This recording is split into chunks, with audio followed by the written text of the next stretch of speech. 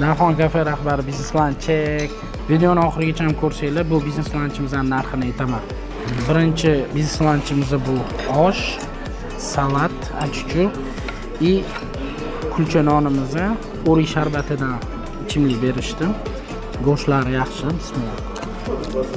Oshga keladigan bo'lsak, bizning osh dietetiskroq bo'ladi. Ikkinchi biznes lanchimiz bu qovurma lamon, bahorgi salat, kulcha non va vishnyovый kompotimiz.